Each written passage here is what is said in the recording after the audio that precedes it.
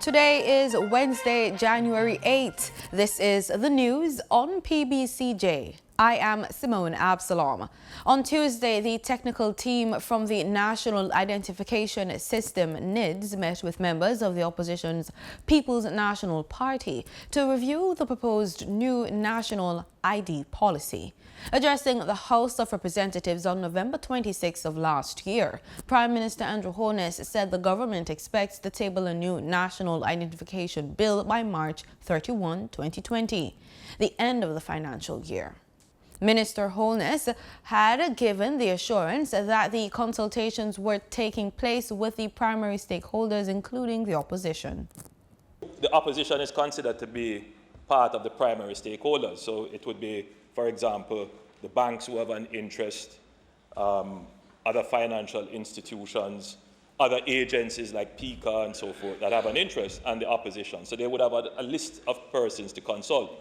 So if they haven't consulted with you yet, obviously you would be on the list to be consulted. So that consultation, as I said in my speech, is ongoing. It's not complete. When it is complete, they will come to Cabinet. Cabinet would then issue drafting instructions. Drafting instructions would then go to the Chief Parliamentary Council. They prepare the legislation. And then, yes, to the second part of your question, for the avoidance of any controversy or delay, we doubt, whatever it is, we would put it through the regular procedure of a joint select committee for review. Tuesday's meeting formed part of the consultations that the Prime Minister had promised. A joint select committee considering the Data Protection Act will resume its sitting today, January 8 at 2 p.m. The data protection component is a key plank for the NIDS initiative. In a social media post on Tuesday, Mr. Holness said, quote, "This government takes protection and privacy of personal data very seriously. Regardless of the many challenges, we are determined and committed to move Jamaica into the modern era where your privacy is top priority." End quote. On April 12 of last year, the Constitution Court struck down the proposed NIDS bill as unconstitutional. The government accepted the landmark ruling without appeal and instead tooled their approach to submit a reconstituted bill. A new agricultural transformation project will soon commence in St. Catherine as the government aims to create more wealth among local farmers. According to Minister of Industry, Commerce, Agriculture and Fisheries, Lucia, quote, "In fact, in the Bernard Lodge and Innswood areas of St. Catherine, we are going to be seeing over the next 6 to 12 months a transformation starting with 6,000 acres of land, which we have a dynamic partnership of large and small farmers." End quote. He was speaking at the United States Agency for International Development Farmer to Farmer Conference 2020 held at the Ligony Club in New Kingston on Monday, January 6th. Mr. Shaw pointed out that one of the plans for the 6,000 acres is a 3,000-acre farm using Israeli technology. State Minister in the Ministry of Industry, Commerce, Agriculture and Fisheries, Floyd Green, says the ministry will be working more closely with the private sector to streamline and modernize export regulations and customs practices, among other strategies, to pick up the pace in accessing the billions of potential consumers that are located outside of Jamaica. Green said the government is focusing on the export of Jamaican-made goods for the growth of jobs in the manufacturing sector and overall the micro, small and medium enterprise sector. The ministry noted that exporters will benefit through an easier process for acquiring license and permits to export according to requirements. Working through a cabinet submission which has been approved, the ministry said the government will be removing duplication and unnecessary rubber stamping, and in a matter of weeks, people will no longer have to go to such a large number of agencies to complete the export process. 4 inmates and 1 correctional officer got a major opportunity on Tuesday. They are the first recipients to benefit from full scholarships valued at $300,000 per year to pursue associate degrees at the University of the Commonwealth Caribbean, UCC. The new students will pursue the Associate of Science degree in Business Administration online at the St. Catherine Adult Correctional Center as a pilot project beginning in the spring semester 2020. It will last up to 2 years. The initiative, which aims at bolstering the educational capabilities of the participants, is being facilitated through a memorandum of understanding with the Ministry of National Security through the Department of Correctional Services, Stand Up for Jamaica, a non-governmental organization, and the UCC. Speaking at the signing ceremony at the UCC, Minister of State in the Ministry of National Security, Rodiot Spencer, welcomed the initiative. Today's signing shows that we understand the limitations and hear the cries of the offenders who face difficulties qualifying for employment opportunities because of education limitations. Therefore, we are increasing the marketability of inmates and officers by providing sustainable scholarships and grants through worthwhile partnerships. In the meantime, the government's partners, including UCC Executive Vice President Professor Bernadette Warner, said the vision is to build the scholarship program to include more eligible inmates from other correctional facilities in due course. Attorney at law Peter Champagnie wants an established mentor program for new lawyers. He says it would help them become better acquainted with key legislations, particularly those related to criminal law. Champagnie made the call during Tuesday's opening of the Hillary term of the Home Circuit Court in downtown Kingston. He argued that a mentorship program has become necessary to meet the new demands of the court system, noting that important legislation such as the Criminal Justice Plea Negotiations and Agreement Act are underutilized. Director of Public Prosecutions, DPP Paula Llewellyn, is calling for a campaign to get more inmates to plea bargain, a win-win for the individual and the state. Speaking at Tuesday's opening of the Hillary term for the Home Circuit Court, Llewellyn said that the relevant section of the Plea Negotiations and Agreement was first utilized in the trial of Tesha Miller, who was last month found guilty of accessory before and after the fact to the 2008 murder of Douglas Chambers, former chairman of the Jamaica Urban Transit Company. Section 20 of the Act states, quote, "A convicted person who is serving a sentence and wishes to assist the prosecutor may enter into post-sentence negotiations and agreements with a view to a reduction in sentence or other benefit," end quote. During the ceremony, it was revealed that there are 989 cases currently before the court.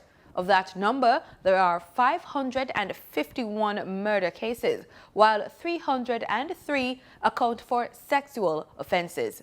This compares with the corresponding period last year when there were 996 cases, 556 for murder, and 333 for sexual offenses.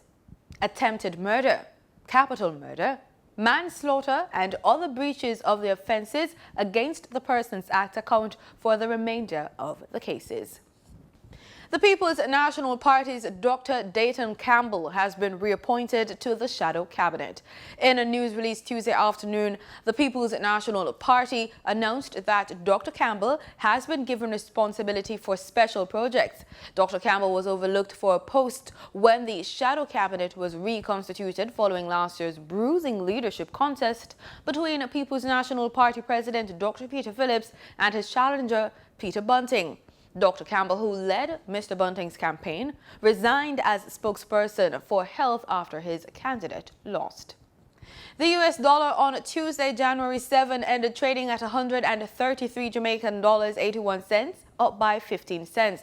That's according to the Bank of Jamaica's daily trading summary. The Canadian dollar is being traded at $100.95, up from $100.47, while the British pound sterling is being traded at $170.15, down from $172.77. In regional news, Puerto Rico's governor declared a state of emergency on Tuesday after a powerful 6.4 magnitude earthquake killed at least one person in the south of the island and caused widespread damage. Governor Wanda Vasquez said the declaration would allow for the activation of National Guard troops in the U.S. territory still recovering from a devastating 2017 hurricane. The U.S. Geological Survey said the quake struck at 4:24 a.m. with the epicenter off the coast of southern city of Ponce and was followed by more than a dozen aftershocks. Tuesday's quake was the most powerful in a series of tremors that have shaken the island since December 28. Scientists initially sent out an alert about a potential tsunami, but it was later cancelled. The island's electricity authority said the quake had forced an automatic shutdown of the power grid, already severely damaged by Hurricane Maria more than 2 years ago. The worst damage appeared to be in towns in the southwest coast, including Ponce, Guayanilla, and Guanita. Come April 1, the St. Lucian government will introduce the tourist accommodation fee to be used for destination marketing and development. This means that stayover visitors to St. Lucia will be required to pay an accommodation fee on their nightly stay on the island. All accommodation providers on the island, hotels, guest houses, villas, apartments, etc., will be required to collect from their stayover guests US $3 and US $6 respectively on a night rate below or above $120 US. The fees will be paid by the stayover visitor and collected by accommodation providers who will remit the fees collected to the government via the St. Lucia Tourism Authority. Guests at accommodation services sourced through sharing platforms such as Airbnb and VRBO will be subject to an accommodation fee of 7% on the full cost of stay. And still in news from the region, Barbuda's International Airport is scheduled to be completed in June this year, 2 years after construction first began. This was revealed by Prime Minister Gaston Brown last week. Speaking on his radio show, he said the project will be completed at a cost of $55 million. Working on the controversial project began not too long after the island was devastated by Hurricane Irma. In 2018, the Antigua and Barbuda High Court granted an injunction to halt construction after a group of concerned citizens, led by marine biologist John Mussington, argued that the airport development posed an incredible threat to the island's fragile ecosystem. There were concerns compounded when it was realized that a number of caves lay beneath the area initially earmarked for the airstrip. Prime Minister Gaston Brown said the airport will serve at least 2 major resorts expected to be constructed in Barbuda this year.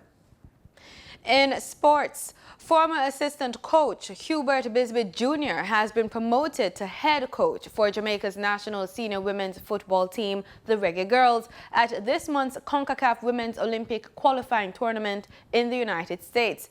Busby Jr. steps in to fill the position vacated by history-making coach Hugh Menzies, and he'll be assessed throughout the competition, with the Jamaica Football Federation expected to make a long-term coaching decision following the tournament, which gets underway on January 28.